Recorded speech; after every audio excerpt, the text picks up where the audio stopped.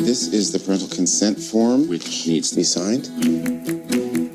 Why can't she just be a lesbian? Because she's not a lesbian, Mom. She's a boy. Do you remember we were going to name him Cole if he was a boy? And now she is a boy, and her name is Ray, like a truck driver or something? Yo, Ray, let me talk to you for a second. Faggot. Oh my God. Here, sit down. Heard you got into a fight. I'm not starting a new school in this body. I'm just not. Maybe they'd make an exception. I'm done with being an exception. Good morning. Hello, or whatever time of day it is in your world. Yeah, I was going to say. It's the morning here.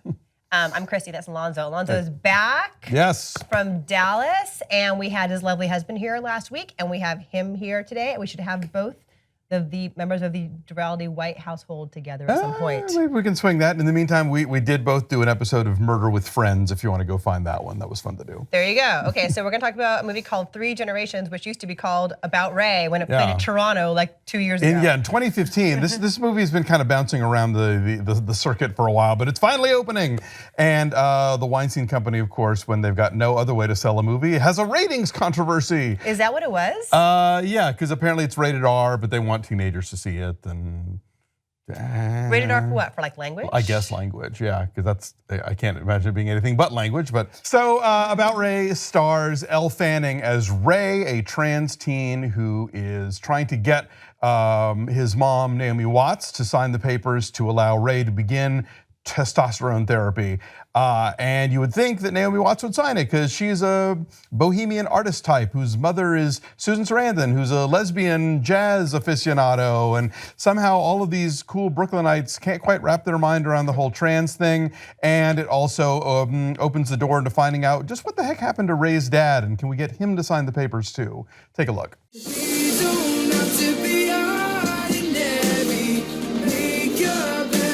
I went through losing my daughter all by myself, and I will be raising my son exactly the same.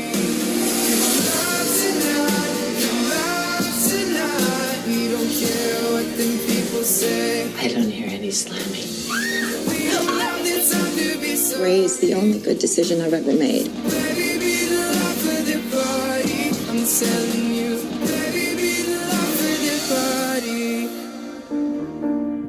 It might be in the East Village. I thought, maybe. I thought, okay. Anyway, they're somewhere in New York, but it's one of those like only in New York brownstones where everybody can like afford to live in this giant space that would be millions I'm thinking they had somebody had to have inherited it because there's no way they're paying rent on that thing. It's like days. a friend's apartment. Nobody could actually live there. Look it up, you youngins. There was a show called Friends, and it was a giant apartment. It's still on TBS like 8 times a day. So so the thing with this movie is it so means well. Oh God, right? the intentions are nothing but noble, heaven knows. And it's hard when you mean well to tell a story that matters, that is relevant, that can maybe help people, that you're not just skimming the surface to be sensitive, right? And there's an opportunity here to really unearth some insights and some truths, and that does not happen. And none of these people feel like people. Like once Ray has established, okay, here's who I am, he's totally certain in who he is, he's ready. He sort of falls by the wayside, and it's really about Naomi Watts and this goddamn piece of paper. It's about paperwork. Sign the paper. But it should have been called About Paperwork. Exactly. The movie was called About Ray, and if only it were about Ray, because Ray is the interesting one. Everybody else is like, mubbering around about whether or not they're how they feel about things. And I just, this movie is so timid. Did you notice that the word trans and transgender is never mentioned once? Like there's one scene where Naomi Watts is reading a book like called Transgender Child or something, but that's the closest this movie comes. The other thing that really got on my nerves was I didn't buy that, okay, we're given Ray as this character who is, he's a skateboarder and a DJ and a filmmaker and doing this kind of first person documentation of his own transition process, and yet somehow feels completely cut off from the rest of the world. Like, this guy exists, but this guy would be posting those videos on YouTube and would have a community of other trans kids. Ray doesn't have a single trans friend. Like in New York City. In New York City. Of all places, and not online, not that. Like it is completely going through this by himself, and with this family who's sort of dithering about it. And again, I understand that there are issues for families coping with this sort of thing, but I didn't buy that this family, in the way they're presented, would have such a hard time. If you watch I Am Jazz on TLC, here's this 12-year-old, or I guess now Jazz is 15, but was assertive from about age 5, like, I am a girl. And the family in Florida, who are not bohemian and not artists and not free thinkers, they did the homework and they figured it out and they learned it and they got through it, and they are super 100% supportive. And so I understand every family is different, but if you're gonna show me this family of like New York chic bohemian artist types, I didn't buy that they would have such a hard time with the issues revolving around Ray's transition. Right, and the contradictory nature of the fact that Susan Sarandon's character is lesbian and has a longtime partner played by Linda Emond, and they have this, that's a whole other thing we'll get to in a sec, their dynamic. But it's an interesting, unexpected conflict that you think she'd be totally open and supportive of Ray transitioning, and she's against it. She's like, why can't she just be a lesbian? A butch she likes yeah. girls. And so that's an interesting, unexpected wrinkle that they don't explore in any kind of meaningful way. And then all of a sudden, a spoiler, Susan Sarandon's character has a change of heart and says, we need a man around the house. And that kind of blows it all away. Like, oh, okay, she's had this revelation. And they never have the conversation that those people would have had. Like Ray would go to websites and give Susan Sarandon information, like, here's the deal, grandma.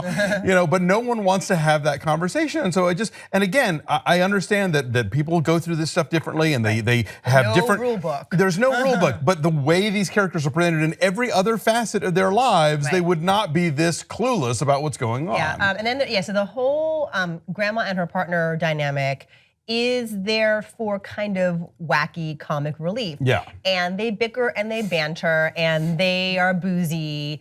And there's this whole other detour where the two of them and Naomi Watts go on this road trip up to like deep Westchester County to rescue Ray when he tries to reconnect with his long estranged father, played by Tate Donovan.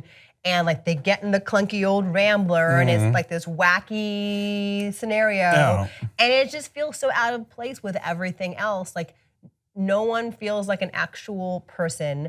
Elle Fanning has this wonderfully charismatic, magnetic presence no matter what she is doing, even under like the shaggy hair and the boxy sweaters. Like she's such a good actress that she makes this character as interesting as she can. No, she's acting the shit out of it. But again, that was another thing that kind of bugged me, was that Ray says, like, I've known since I was 4, that I was a boy, and yet continues to present in this sort of androgynous way. It's not until late in the film that Ray gives himself like a boy haircut. Yeah. And I think that Ray is presented as self-possessed enough that Ray would not feel the need to just sort of blur the lines. Like Ray would be going hard in leaning into that direction. Yeah, and I wonder if it's to make it as accessible as possible to the widest possible audience for as long as possible. It could be. It could be. But yeah, and hawing. I know. As does Naomi Watts. Exactly. Yeah, totally. And I mean, the thing is, because there's so little mainstream stuff about trans lives and about young people who are trans, yes, this movie is probably going to be a learning experience for some people and is going to maybe open some minds and open some hearts along the way. But that's only because of the lack of competition. Like, if there were any other things out there that you could point to besides like Transparent and I Am Jazz, whatever. Boys Don't Cry. Yeah, I mean, it's not like tragic the way Boys Don't Cry was. So at least, oh God. Hello. Whoa. At least there's Silence that. your phones, please. Sorry. I do want to say I need to look up the cinematographer on this movie. The movie looks great. I have the page up. Gabby Dalal, I should mention, is the director and the co-writer. Nicole Beckwith wrote this. The cinematographer is the guy who worked on, I think, David Johnson. David Johnson. He worked on Alien and Chariots of Fire. This movie is exquisite looking, some of the best use of natural light in a New York City movie I've ever seen. Yeah, all of Ray's videos that he makes are all like kind of like gauzy, wispy, kind of romantic snippets of big city life. So yeah. So that was cool, and another nothing role for Maria Dicia, unfortunately. She gets like 2 lines. She's so good in, what is it, Christine? Yes. She's really good, and she's good in everything. In everything, she gets very little to do here. There's a whole other subplot with like why Naomi Watts' relationship with the father fell through, apart, which is not nearly as interesting as any of the inner conflict that Ray is experiencing, so it's this opportunity. This is a movie that boils one person's transition into a problem for straight people to work through. It's like, we've seen that movie, you know? Well, what's your number then? I give it a 5.5, mainly just for the acting and for how good it looks, but so we got on my nerves a lot. Yeah, I'm saying 5, so our numbers are 5.3. It's even lower than that on the tomato meter. It's 33%. So I wrote about it for RogerEbert.com. I give it 2 out of 4 stars, and I think probably a lot of the reviews are in that mixed but negative, and that's what makes that number so low. Yeah, I'm going to be writing mine today for the wrap. My poster blurb could be not nearly as despicable as The Assignment.